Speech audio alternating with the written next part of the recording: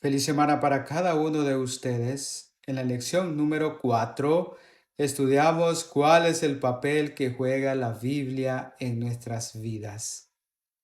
En la lección número 5 aprendimos cómo debemos estudiar la Biblia. Y así como la Biblia, hay otro aspecto muy importante que no debemos de descuidar y debe ser nuestro pan diario, nuestro diario vivir como cristianos. Y este aspecto es la oración. La oración, algo tan básico que nosotros como cristianos tenemos. La lección de esta semana es titulado Guerreros de Oración. Así se titula. ¿Qué pasa cuando en nuestro hogar o en tu hogar hay poca comunicación? ¿Qué pasa cuando no se habla constantemente, ya sea con alguien que apreciemos mucho, llámese nuestros amigos, llámense nuestros parientes o alguien a quien nosotros apreciamos? Seguramente la relación se va a volver distante y pueda que los problemas puedan aparecer debido a ello, por falta de comunicación. Lo mismo pasa con la oración, así como la comunicación. Si no se practica, si no se es constante, no se podrá tener una comunicación efectiva con Dios. Es como cuando nosotros nos alimentamos con el alimento físico, ¿no? Si nosotros no somos constantes en nuestras comidas, seguramente nuestro rendimiento físico y nuestro rendimiento corporal no será lo mismo, no va a ser bueno. Lo mismo pasa con la oración.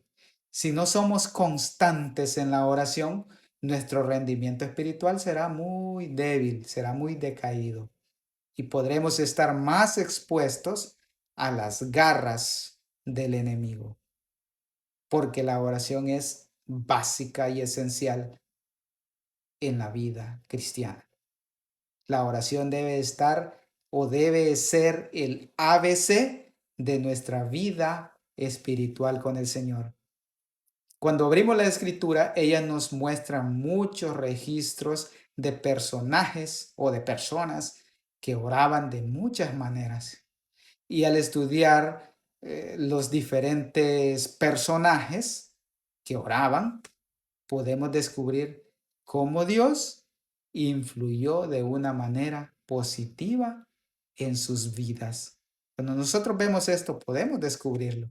Y así también cómo las oraciones que estos personajes tuvieron influyeron de una manera positiva también en la vida de las demás personas que estaban en su entorno. Ahora bien, nosotros también estamos llamados a hacer lo mismo para tener un impacto primero en nuestras vidas, ¿no? Luego en la vida de las demás personas. ¿A través de qué? A través de la oración.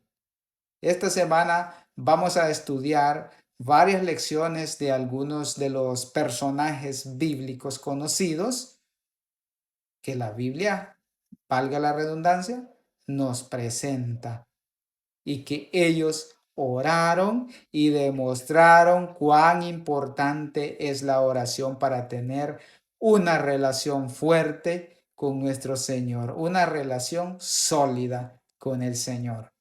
Así que los invito a que tengan ánimos, si no sienten esos ánimos, tener ánimo. Así que empecemos la lección de esta semana. Bien, todos conocemos muchos personajes que la Biblia nos presenta y que fueron hombres rectos y temerosos de Dios. Y vamos a empezar esta primera parte de la lección con un personaje en el cual muchos de nosotros lo hemos tomado como referencia por su fidelidad, por su persistencia, por su fe. Y sí, estoy hablando de Daniel. Daniel, aquel joven que amó más lo celestial que lo terrenal. Por tal razón, esta primera parte es titulada el fiel Daniel. ¿Por qué Daniel tenía revelaciones por parte de Dios? Es una pregunta, ¿no? ¿Por qué él tenía revelaciones? Seguramente era porque Daniel, aparte de que ya era escogido, Daniel encontró la manera de comunicarse de una manera efectiva con Dios. Y claramente su comunicación no era a través de cartas tal vez, o a través del teléfono celular o de telegrama. Su comunicación era a través de la oración. La oración algo básica para todo cristiano. Hubo un tiempo que el rey Nabucodonosor hizo un decreto para que todos los sabios de Babilonia de esa época ya no estuviesen más en esta tierra, o sea que desaparecieran de la tierra. Uno de esos sabios claramente era Daniel. Sin embargo, Daniel no salió huyendo, tal vez como muchos de nosotros lo hubiésemos hecho si hubiésemos estado en aquella época, tal vez por el miedo, ¿no? Sabemos lo que significó eso. O tal vez algunos de los sabios que existían en ese momento, tal vez salieron huyendo también. Al contrario a ello, Daniel invitó a Ananías, a Misael y a Azarías, los invitó para que imploraran misericordia a Dios, para evitar así ese decreto del rey, para soportarlo más que todo, ¿no? Daniel oró fervientemente a Dios, según lo menciona el libro de Daniel capítulo 2, verso 18. Y como resultado de esa oración, Dios lo escuchó.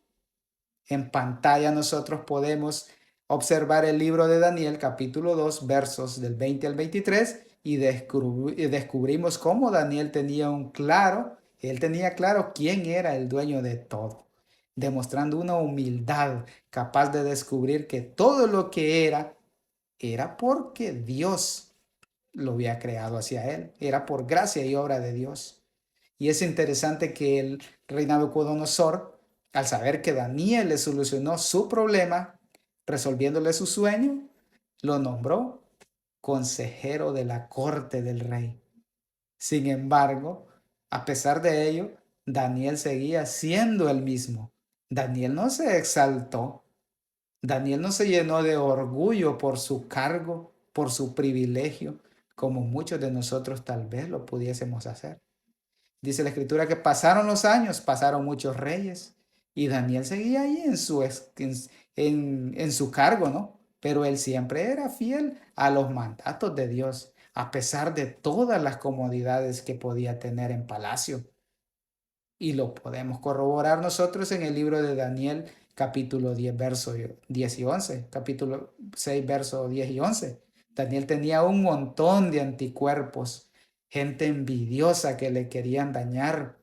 Incluso engañaron al rey Darío de esa época, mintiéndole que hiciera un decreto para que nadie pudiese orar a ningún dios.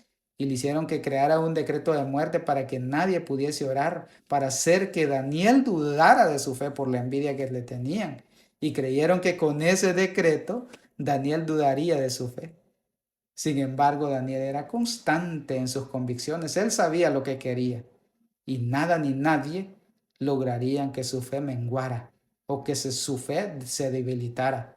Pero Daniel, esto no solo lo obtenía con solo decir, creo en Dios, o como tal vez algunos de nosotros podemos decir, Jesús es mi Salvador, ya pagó por mí en la cruz del Calvario, o ya soy salvo por gracia. No, para nada. Daniel ante esas dificultades, él confiaba en Dios, se arrodillaba y oraba 3 veces al día. No solo en dificultades, él oraba así porque sabía que Dios estaba con él en todo momento, no solo en las buenas, también en las malas. Pregunto, ¿estamos siendo como Daniel nosotros? ¿Estamos siendo fieles al Señor con los mandamientos de la ley de Dios? ¿O quizás no? Llegamos ya a la segunda parte de esta lección. Hace un momento mencioné que Daniel oraba 3 veces al día. Y Daniel lo hacía de una manera ferviente al Señor. Él se arrodillaba para hablar con Dios. Y esto nos abre una brecha a nosotros para nuestro segundo subtítulo de esta lección. Y el título de esta segunda parte de la lección es llamado La postura durante la oración.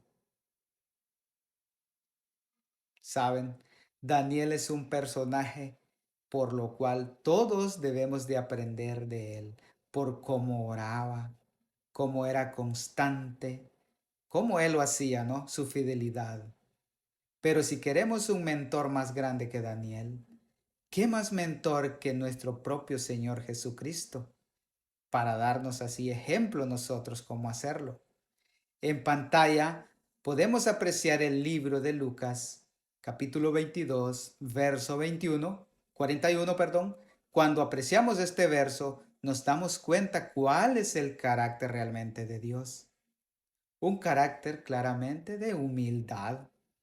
Y eso es lo que da hacer una oración de rodillas.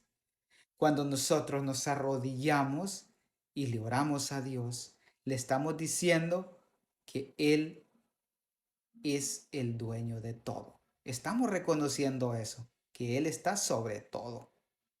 La oración es nuestra manera de hablar con Dios.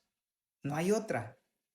Contarle cuáles son nuestras alegrías, cuáles son nuestras tristezas, cuáles son nuestras cargas, y hacerlo de rodillas nos da mucha, pero mucha más confianza hacerlo.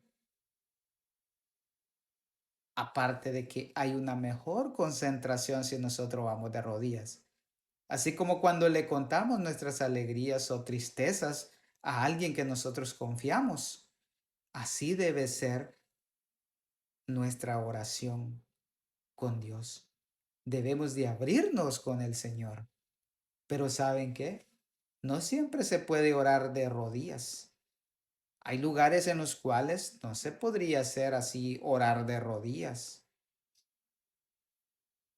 Por ejemplo, en un transporte público donde hay cantidades de personas, no se podría orar de rodillas. O en lugares públicos, en mercados, por ejemplo, en lugares donde no se pueda orar de rodillas. La Biblia muestra personas que oraban de pie. Josafat, por ejemplo, en Segunda de Crónicas, capítulo 20, 5 y 6. También en Lucas, capítulo 18, 11, hay otro ejemplo de una persona que oraba de pie. Claro que se puede orar en pie, siempre y cuando se haga de una manera de reverencia ante el Señor.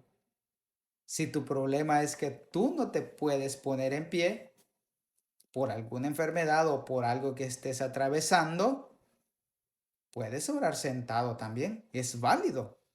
Muchas veces nos enfocamos mucho en la forma y no en el fondo. Cuando nos enfocamos mucho en la forma, podemos empezar a criticar que aquel no lo hace de esta manera o de la otra. Podemos decir cómo ora esa persona. Pero cuando nosotros nos enfocamos más en el fondo, en lo que realmente le interesa al Señor, solo hay que cerrar los ojos y orarle a Dios y Él te escuchará, independientemente cómo ores, independientemente cuál sea tu postura para orar. Claro, si estás sano y puedes hacer todo y estás en tu casa o tal vez en la iglesia y oras sentado o parado, creo que al Señor le gustaría un poquito más de sacrificio, ¿no? Arrodíllate ahí. Demuéstrale al Señor que eres sumiso. Si tú eres nuevo en el Evangelio, si recientemente te convertiste a Cristo, puede que te dé pena arrodillarte delante de una congregación. Déjame decirte que esto es completamente normal. Que te dé pena es normal, pero a medida va pasando el tiempo, órale a Dios, arrodillado. Y si cuando tú te arrodillas constantemente, esto se va a volver una costumbre y una necesidad de hacerlo. Así que ánimo, tú puedes lograrlo. En la tercera parte de esta lección vamos a hablar de un poco acerca de Enoc. ¿Quién fue Enoc?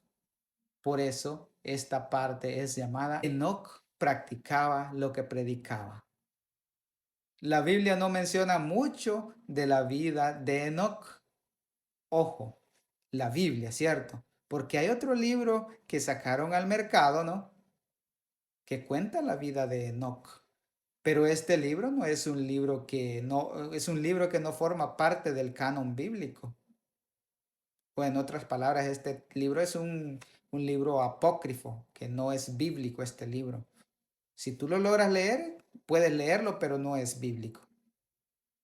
No obstante, la Biblia sí menciona a Enoc y no necesitamos todo un libro de 300 páginas de que hablen de Enoc para saber que Enoc fue conforme a la voluntad de Dios.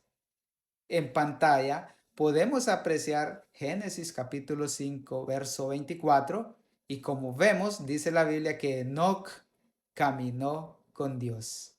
Entonces surge la pregunta, ¿qué es caminar con Dios? Caminar con Dios es sencillamente hacer su voluntad. Pero ¿cuál es su voluntad de Dios? ¿Cuál es la voluntad de Dios?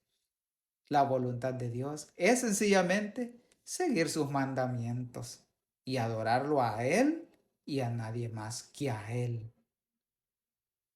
¿Saben? Para Enoc, para que Enoc hubiese caminado con Dios, tuvo que haber hecho todo lo que Dios le ordenaba. Debió haber seguido todas las instrucciones. ¿Y cuál fue su recompensa? Dios se lo llevó con él. 300 años caminó Enoc con Dios. Pero ¿qué pudo haber hecho Enoc durante esos 300 años? Seguramente si Enoc caminaba con Dios, hacía lo mismo a lo que estamos llamados hoy nosotros, a predicar el evangelio eterno. Seguramente Enoc eso hacía. Seguramente dentro de las tareas de Enoc estaba también la oración, una oración constante para resistir los ataques de Satanás, que ya estaba en la tierra en ese tiempo y Enoc no podía desenfocarse de su objetivo. Seguramente era un hombre de constante oración. Aparte de profetizar, así como lo menciona el libro de Judas, capítulo 1, 14. Y es que, mis queridos hermanos, los falsos maestros y las falsas doctrinas siempre han estado. Este tema no es nuevo. Por eso es que debemos estar en constante oración para que el enemigo no nos confunda y no nos haga creer en lo malo en lugar de creer en lo bueno. ¿Dónde está lo bueno? Pues en la escritura. Allí está lo bueno. Bien, llegamos a la cuarta parte de la lección y sin duda uno de los personajes más conocidos por la mayoría de todos los cristianos, por la mayoría de todos cristianos y también no cristianos, por todas las comunicaciones, todos los medios de comunicación que existen, fue Moisés. Moisés es el siervo el cual tenía constante comunicación con Dios, ¿no? Incluso Dios lo consideraba como un amigo fiel. Por tal razón, este título es llamado Moisés, un líder consagrado. A medida la humanidad se ha incrementado, así también el pecado se ha incrementado. La Biblia no menciona mucho acerca de Enoc, solo menciona que caminó con Dios. Y Dios se lo llevó, dice la Escritura. Sin embargo, mucho tiempo después, Dios llamó a otro líder para que fuese su profeta. Y cuando leemos la Escritura, nos damos cuenta la comunicación tan amplia que Moisés tenía con Dios, al punto de dejarse ver de Moisés, aunque no el rostro, pero sí se dejó ver la espalda, ¿no? A pesar de que Dios no se llevó vivo a Moisés con él y no sucedió porque el pecado ya se había incrementado en la tierra. Moisés fue el profeta con el que Dios más habló literalmente como dos amigos. Pero para que todo eso sucediera, no era casualidad. Moisés pasaba en constante oración y ruego e intercesión por un pueblo rebelde, además de constante comunicación. Y para lograrlo, seguramente oraba a diario. Pero Moisés, en lugar de pedirle a Dios para su propio beneficio, él pedía para toda la congregación. No importaba si lo querían o no. Les invito a que lean el libro de Números, capítulo 12. Todo el capítulo de Números, lean, capítulo 12. En pantalla nosotros vemos el verso número 3. A veces nos gusta señalar, tal vez no nos gusta cómo nuestro líder tal vez hace las cosas. Fue el caso de María. María y Aarón murmuraron contra Moisés por haberse casado Moisés con una mujer cusita y murmuraban que solo con Moisés hablaba Dios. Muchas veces podemos caer en esto también, en esa envidia que nos puede corromper el corazón.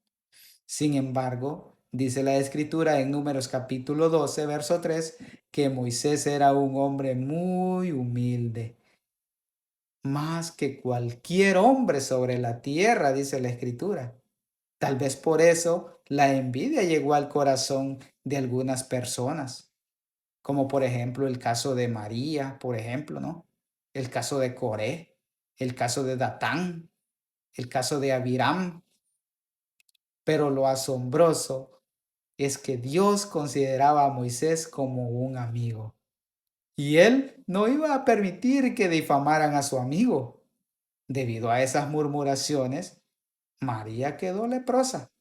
A María quedó como la nieve, dice la escritura, de la lepra.